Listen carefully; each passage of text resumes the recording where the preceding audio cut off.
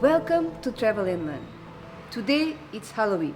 We are in Margao, in Fernando Monsilva's house, and we are going to share with him a meal, but also the dark side of Goa.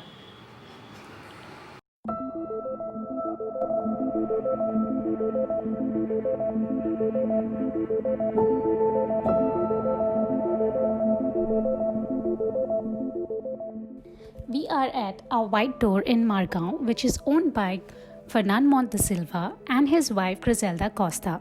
Let's find out more about it. Our white door was born because when we decided to get married, we wanted somebody to cater the kind of food that we wanted and the flavors that we wanted, and there were not a lot of people doing that at the time. And we saw that this is something that we could offer the people of Goa. We came up with this concept of giving people, or giving the clients what they want to eat as opposed to what the caterer has to offer. Because very often we wanted a certain kind of, say, a cake or a dish, and nobody was willing to do it because they said we don't have it on our menu. So that is when we kind of put our heads together and we said, let's do something with no menu. So there's no menu. When the client comes to us, we'll say, what do you want to eat? So for us, it was really interesting because we thought of a concept which was local, but at the same time a concept that even if somebody was not Goan, they could come in and understand. The idea is to sell the Goa experience.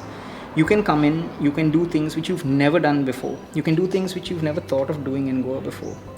And that's the idea with these dining experiences. People can come into a really old home, understand local cuisine and how we want to show local cuisine. We love taking Goan elements but not serving it like the way people are used to eating it. So we thought of doing Kristalina's tree kind of like a causeway, but we said how can we make the tastes and the flavors local.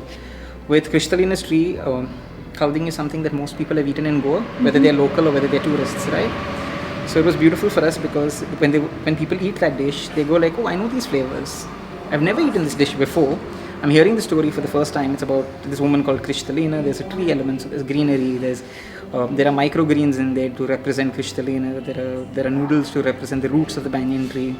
All of that put together. But at the same time, while they may not have heard the story, they've definitely tried these flavors before. So they're eating something familiar, but they're looking at it in a completely new form.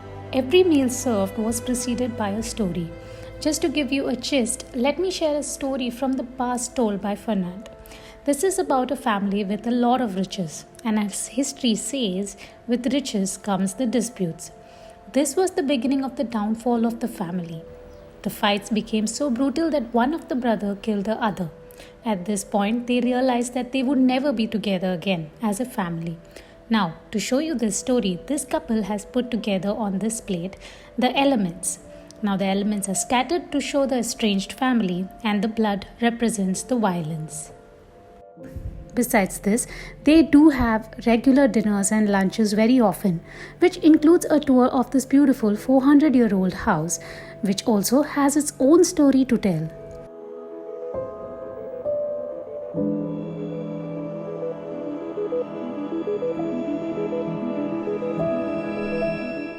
The food was as delicious as it looked, and these Japanese fluffy cakes were my favorite.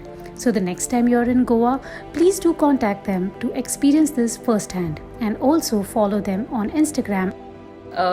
We basically started there and then kind of moved into set course meals, smaller events, smaller weddings, intimate settings, date nights, or just a birthday cake if you'd like it, or a cake if you're feeling sad and you just want to eat cake.